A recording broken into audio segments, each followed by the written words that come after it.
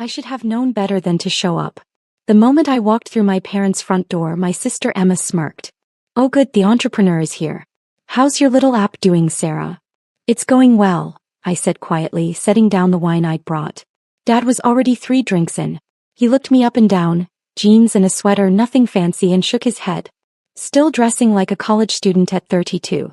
When are you going to grow up? I am grown up, Dad. Could have fooled me. He gestured toward the living room where my brother-in-law Marcus was watching football with my brother Jake. Marcus just made VP at Microsoft. Jake's closing deals at his firm. Emma's an attorney. And you're still, what? Playing with computers in your apartment. I have an office actually. Mom emerged from the kitchen, wiping her hands on her apron. Sarah, honey, we've been meaning to talk to you about this. Your father and I are worried. You're 32 years old. No steady job. No benefits. What's your plan for retirement? Health insurance. I have both of those things. Through what? Your little app. Dad laughed, and it wasn't kind. Come on. Be realistic. How much are you actually making? I could have told them. I could have said that my little app generated $47 million in revenue last year. That I employed 340 people across 3 offices. That Forbes had called me one of the most promising young CEOs in cybersecurity. But I didn't. Because 7 years ago, when I first started building SecureNet, Dad had called it a waste of time. When I got my first round of funding, $2 million from a VC firm, he told me I was playing with monopoly money that would disappear. When I hired my 10th employee, Mom asked when I was going to get serious and look for a real job. So I'd stopped telling them things. I'd stopped inviting them to product launches. Stopped mentioning media coverage. Stopped trying to prove myself to people who'd already decided I was a failure. I'm doing fine, Dad. Fine. He snorted. You know what fine means? It means barely scraping by. It means pretending everything's okay when it's not. Emma set down her wine glass. Sarah, we're not trying to be mean. We're concerned. You've been doing this app thing for what, 7 years? And you're still living in that tiny apartment in Austin. You drive a 10-year-old Honda. You never go on vacation. I like my apartment. My car works. And I'm busy. Busy playing Sue, Dad said. That's the problem. You're so busy pretending to run a company that you can't see reality. Your app isn't real. It's a hobby that got out of hand. Jake wandered in, beer in hand. What did I miss? Just talking about Sarah's imaginary empire, Dad said, and everyone laughed. Everyone except Marcus. Marcus worked in Microsoft's enterprise security division. He'd been quiet all evening, and now he was staring at me with an odd expression. But he didn't say anything. You know what hurts the most? Mom said, her voice going soft in that way that was somehow worse than anger. When people ask me what my daughter does, I have to make something up. I tell them you're in tech. I can't say you're pretending to be a CEO of a fake company. It's not fake. Then why haven't we seen anything? Emma demanded. No office. No employees we've met. No proof whatsoever. For all we know, you're sitting in your apartment playing on your laptop all day. I have an office. I have employees. Sure you do. Dad stood up, swaying slightly. You know what I think? I think you're embarrassed. I think this whole thing collapsed and you're too proud to admit it. That's why you won't show us anything. That's why you're always too busy to visit. You're hiding. I'm not hiding. Then prove it. Show us your office. Introduce us to your employees. Show us one shred of evidence that this app company actually exists. I stood there holding my wine glass, feeling 7 years of dismissal pressing down on me. I could have pulled out my phone. Shown them the Bloomberg article from 3 months ago about SecureNet's explosive growth. Shown them my LinkedIn with 47,000 followers. Shown them anything. I was tired. I don't need to prove anything to you. Because you can't, Jake said. Come on, Sarah. Just admit it. The app thing didn't work out. It's not your fault. Most startups fail. But you need to move on. Get a real job. It's embarrassing watching you cling to this fantasy. My career isn't a fantasy. Stop playing Sue, Dad laughed, saying it like a punchline. That's what you need to hear. Stop playing. Stop pretending. Stop wasting your life on something that isn't real. Your app isn't real, Mom added. And the sooner you accept that, the sooner you can build an actual career. I looked around the room. At my father, drunk and dismissive. At my mother, embarrassed by my existence. At my siblings, smirking like they'd won something. at Marcus, who still hadn't said a word, just watching me with that strange expression. I need to go. Oh, come on, Emma said. Don't be dramatic. We're just being honest. You're being cruel. We're being realistic, Dad said. Someone has to tell you the truth. Your app isn't real. Your company isn't real. And it's time to stop playing make-believe and join the real world. I set down my wine glass very carefully. Happy Thanksgiving. I walked out. Behind me I heard Mom say, she's so sensitive. We're just trying to help. I got in my 10-year-old Honda, paid off no debt, but they didn't know that, and drove back to my tiny apartment in Austin. The one I kept because I liked the neighborhood and saw no reason to move. The one that cost $2,400 a month but could have cost $10,000 and I wouldn't have blinked. I didn't cry. I'd stopped crying about my family 3 years ago. Instead I called my CFO Jennifer. How was Thanksgiving? She asked. Dad told me to stop playing CEO. Said my app isn't real. Long pause. Do they not have Google? Your face has been in Forbes twice. They don't look.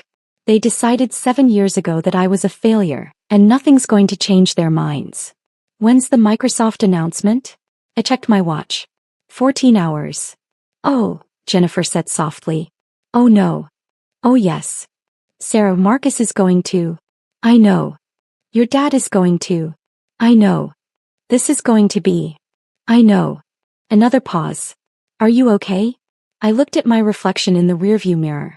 32 years old. Built a $180 million company from nothing. About to close the biggest acquisition in cybersecurity history. And my family thought I was unemployed. I'm fine. See you Monday. I hung up and went inside my tiny apartment. 2,400 square feet, 2 bedrooms, corner unit with a balcony overlooking the city. I'd bought the entire building 2 years ago. My family didn't know that either. I poured myself a real drink and waited for morning. Bloomberg published at 6:47 a.m. Eastern. Microsoft acquires SecureNet for $180 million in cash. Deal marks tech giant's largest cybersecurity acquisition this year. Sarah Chin, 32, will join Microsoft as VP of Enterprise Security. My phone started ringing at 6:51 a.m. Jennifer, it's live. My head of PR, David, 23 media requests already. My lead investor, Catherine. Congratulations. This is extraordinary. I made coffee and watched my phone light up with notifications. Text messages from employees. Emails from reporters. LinkedIn blowing up with congratulations. At 7:14 a.m. my brother-in-law Marcus called. I answered. Sarah. His voice was shaking. Sarah, I need to, is this? Good morning, Marcus. I work in enterprise security. I saw the announcement. I saw your name. I saw your face. I've been in meetings about this acquisition for 6 weeks and I didn't. Your last name is Chen, but there are a million Chens and I never thought. Sarah, are you the Sarah Chen? Yes. SecureNet. You're the CEO of SecureNet. I was. Now I'm your new VP. Oh my God. Long pause. Oh my God. Last night. Thanksgiving. Your dad. He said we all said. I remember what you said. Sarah, I didn't know. I swear I didn't know. If I'd known I would have. Would have what? Defended me? Told them the truth. Silence. You knew something was off, I said quietly. I saw your face last night. You suspected. But you said nothing. I wasn't sure. I thought maybe, but your family was so certain you were. A failure. Unemployed. Playing pretend. I'm so sorry. Are you calling to apologize or to warn me? What? Marcus, you've been in meetings about this acquisition. You know the details. You know I'm about to be your boss. You know the press release went live 15 minutes ago. So I'll ask again, are you calling to apologize or to warn me that my family is about to find out? His breath caught. I called your dad. 10 minutes ago. He's not picking up. Neither is your mom. Sarah, when they see this. I know. Your dad said your app wasn't real. He said you were playing pretend. He told you to get a real job. He did. This is a $180 million acquisition. It is. Sarah, your entire family will realize they've been wrong about me for 7 years. Yes. I'm aware. What are you going to do? Nothing. I'm going to do my job. I'm going to help Microsoft integrate SecureNet. I'm going to manage my new team. What happens with my family is their problem now, not mine. They're going to call you. Probably. What will you say? I thought about that. Thought about 7 years of dismissal. 7 years of mockery. 7 years of being treated like an embarrassment. I don't know yet. At 7:43 a.m. my dad called. I let it go to voicemail. He called again at 7:46 a.m. and 7:52 a.m. and 8:03 a.m. At 8:15 a.m. he left a voicemail.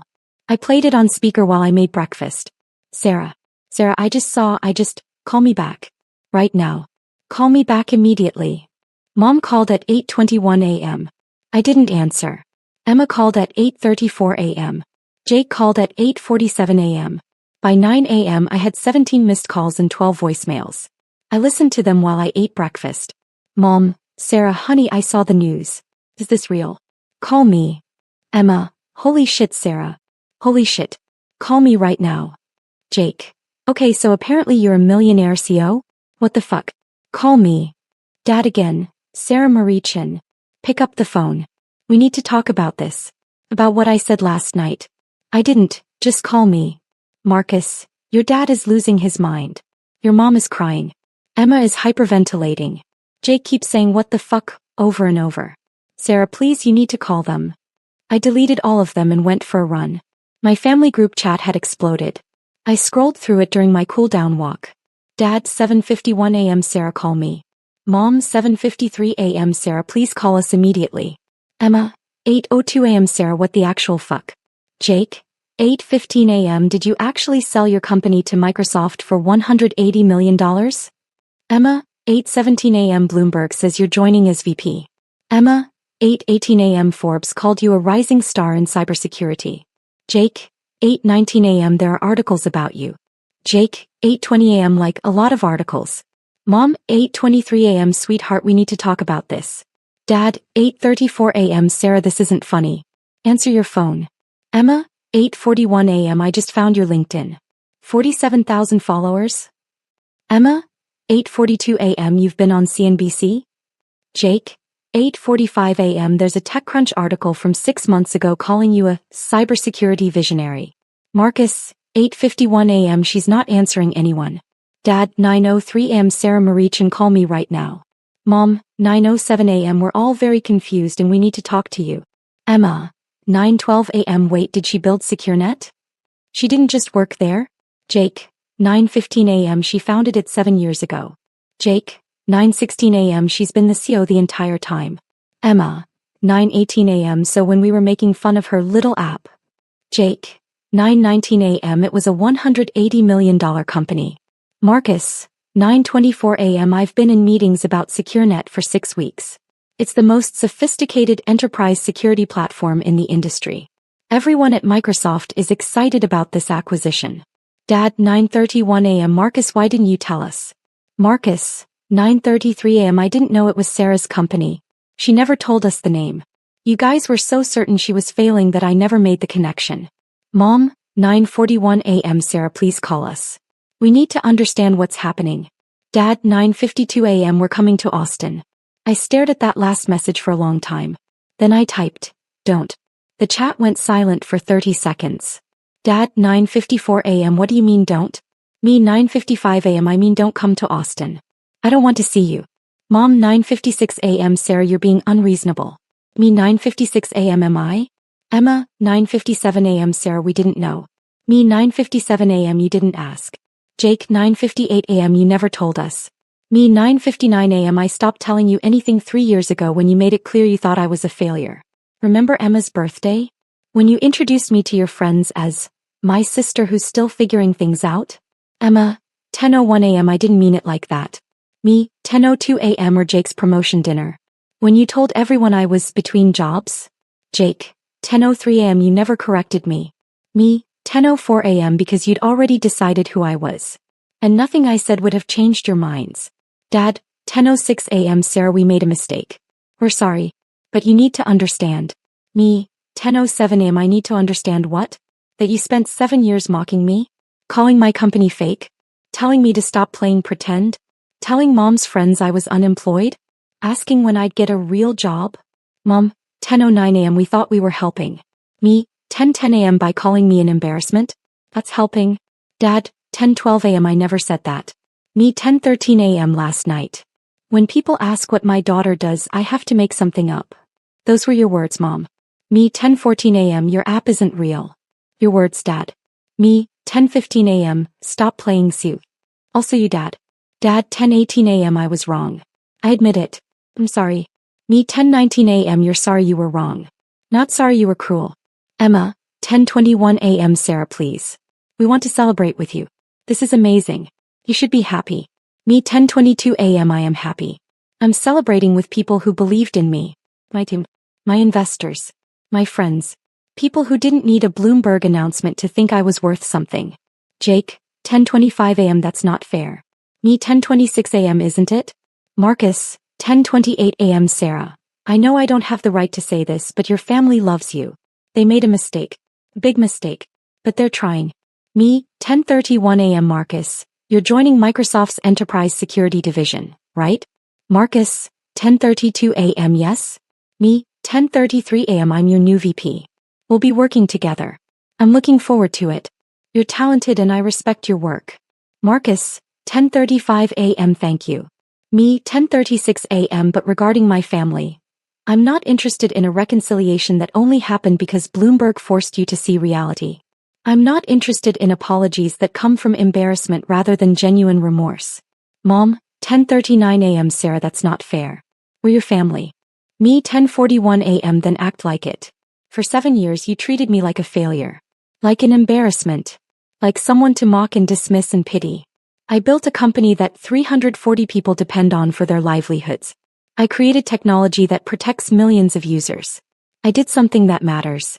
And you couldn't see it because you'd already decided I was worthless. Dad 10:45 a.m. We never said you were worthless. Me 10:46 a.m. You said my company was fake. You said I was playing pretend. You said I needed to join the real world. What's the difference? Emma 10:49 a.m. We just wanted you to be stable. Me 10:51 a.m. I've been stable for 5 years. I have excellent health insurance, retirement plan, more savings than any of you. I own my building. I own 3 rental properties. I've been stable the entire time you were pitying me. Jake 10:54 a.m. You own your building? Me 10:55 a.m. And you never asked. Because you'd already decided I was broke. Mom 10:58 a.m. How are we supposed to know? Me 10:59 a.m. By asking. By listening. By treating me like an adult instead of a child who needed to be corrected and fixed and saved from herself. Dad 11:03 a.m. What do you want from us? I stared at that message for a long time. What did I want? An apology that meant something? Time to process 7 years of dismissal? Space to enjoy my success without them trying to claim credit or celebration they hadn't earned. Me 11:12 a.m. I want you to understand that actions have consequences. You spent 7 years making me feel small. Making me question myself. Making me feel like I had to prove my worth to my own family.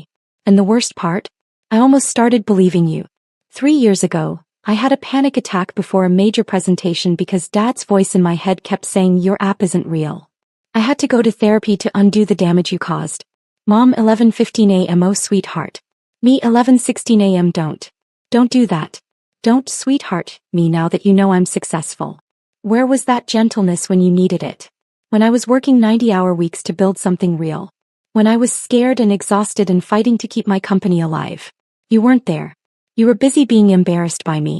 Emma 11:19 a.m. We love you. Me 11:20 a.m. You love the idea of me. The version of me that fits your expectations. The Sarah who makes you proud. But you didn't love the Sarah who was building something. The Sarah who was scared and uncertain but trying anyway. That Sarah embarrassed you. Dad 11:24 a.m. That's not true. Me 11:25 a.m. Isn't it?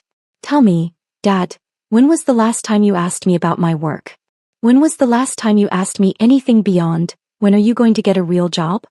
No response. Me 11:29 a.m. That's what I thought. Marcus 11:32 a.m. Sarah, what can they do? What would make this right? Me 11:35 a.m. Nothing. That's the point. Some things can't be fixed with an apology. Some damage is permanent. You can't spend 7 years telling someone they're a failure and then expect them to forgive you the moment you realize you were wrong. Jake 11:39 a.m. So that's it? You're just done with us? Me 11:41 a.m. I don't know. I need time. I need space. I need to process the fact that my own family thought so little of me that a Bloomberg announcement was the only thing that could change your minds.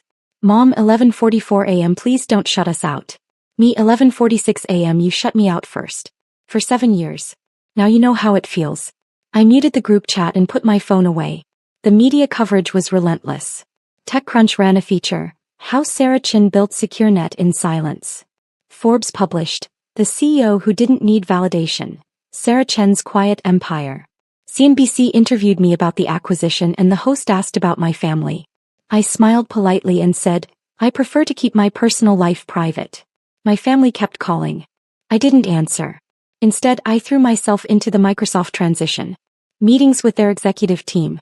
Integration planning for my 340 employees. Strategy sessions for the future of enterprise security. Marcus was professional and respectful. He never brought up Thanksgiving. He worked hard, contributed good ideas, and treated me with the deference my position deserved. 2 weeks after the announcement, he caught me after a meeting. Sarah, can I talk to you? Not as colleagues. As family. We're not family, Marcus. You're married to my sister. That's not the same thing. Fair enough. Can I talk to you anyway? I sighed. 5 minutes. We walked to the coffee shop downstairs from Microsoft's Austin office. Marcus bought 2 lattes. We sat in the corner. Your family is falling apart, he said quietly. That's not my problem. Emma cries every night. She's convinced she's lost you forever. Your parents fight constantly, blaming each other for what happened. Jake keeps calling me asking how to fix this. And you think I should help them? I think you should know the impact this is having. Marcus, do you know what impact they had on me? Do you know how many therapy sessions I've had to process the way my own family treated me? Do you know what it's like to build something extraordinary while your parents tell everyone you're unemployed? No, I don't. And I'm not defending them. What they did was cruel and wrong. But Sarah, they're destroyed. They know they made a mistake. They know they look bad. That's not the same thing. He nodded slowly. You're right. But for what it's worth, I think Emma genuinely understands what she did. She showed me texts from 3 years ago where she called you the family embarrassment. She's mortified. She should be. She is. He's in therapy too now. She's trying to understand why she was so cruel to someone she loves. I stirred my latte saying nothing. I'm not asking you to forgive them, Marcus said. I'm not asking you to reconcile. I'm just asking you to know that they're trying. In their own broken way, they're trying. Trying to make themselves feel better, maybe. Probably. But also trying to understand. Your dad has been reading every article about you. Your mom bought a book about women in tech. Jake enrolled in an online course about cybersecurity. They're trying to understand what they missed. 7 years too late. Yes. But better late than never. I looked at him. You stood there on Thanksgiving and watched them mock me. You said nothing. Why? He flinched. Because I'm a coward. Because I wanted to believe them. Because it was easier than standing up to your father. Because I didn't know for sure and I didn't want to look stupid if I was wrong. Pick a reason. They're all true and they're all pathetic. At least you're honest. I'm trying to be better. Emma is trying to be better. Your whole family is trying to be better. But they can't do that without you eventually letting them try. Eventually, I said. Not now. When? I don't know. When I'm ready. When I've processed this. When I can look at them without feeling 7 years of dismissal crushing my chest. When their apologies come from genuine remorse instead of embarrassment. When I believe they've actually changed. Marcus nodded. That's fair. Is it? Because it doesn't feel fair. Feels like I'm being punished for their mistakes. Like I have to do the work of forgiving them when they're the ones who hurt me. You don't have to forgive them. Then why are you here? Because I care about you. Because you're brilliant and talented and you deserve better than what your family gave you. And because I think you're right to take your time, but I also think you should know they're trying. I finished my lot. Thanks for the coffee, Marcus. I'll see you in the integration meeting tomorrow. Sarah. 5 minutes are up. He nodded and left. I sat there for another 20 minutes staring at my phone. 43 unread messages from my family.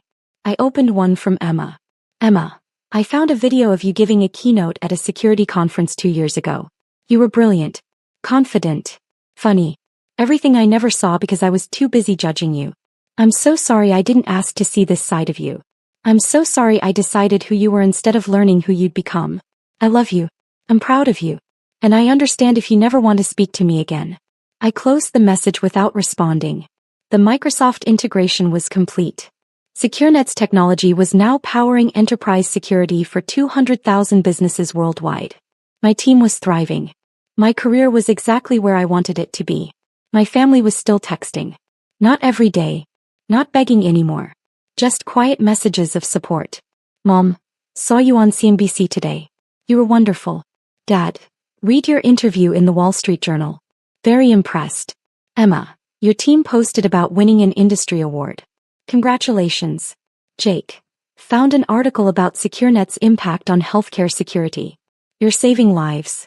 That's incredible. I didn't respond to most of them, but I read them. And slowly, very slowly, the anger started to fade. Not forgiveness. Not yet. Maybe not ever. But something softer. Something like understanding. They'd been wrong. Cruel. Dismissive. Small-minded. But they were also human. Flawed. Capable of growth. And maybe, eventually, worthy of a second chance. But not today. Today I had a company to run. A team to lead. A career to build. Today I was exactly who I'd always been. Sarah Chin, CEO, founder, visionary. Not because my family finally saw it, but because I'd always known it was true. And that, in the end, was the only validation I needed. 6 months after the Bloomberg announcement, I got a letter in the mail. Handwritten. From my father. I almost threw it away. But curiosity won. Dear Sarah, I've written this letter 47 times. I keep starting over because nothing feels adequate. Nothing captures the magnitude of my mistake. I didn't see you. For 7 years I looked at you and saw failure. I saw embarrassment. I saw someone who needed to be fixed. I never saw brilliance, vision, courage, determination. I never saw my daughter building an empire while I told her to get a real job. I don't expect forgiveness. I don't deserve it. But I need you to know that I see you now. I see what you built. I see what you accomplished. I see the strength it took to keep going when your own family doubted you. I see you, Sarah. Finally. Truly. Completely. And I'm so desperately sorry it took a Bloomberg announcement to open my eyes. I love you. I'm proud of you. And I understand if that means nothing anymore. That. I folded the letter carefully. Put it in my desk drawer. And got back to work. Maybe someday I'd respond. Maybe someday I'd forgive. But today I had a meeting with the Microsoft board. Today I had presentations to give and decisions to make and a future to build. Today I was too busy being exactly who I'd always been. Surgeon. Founder. Success. Not despite my family's doubt. But because I'd learned to believe in myself when no one else would. And that, I realized as I walked into the boardroom, was the greatest victory of all.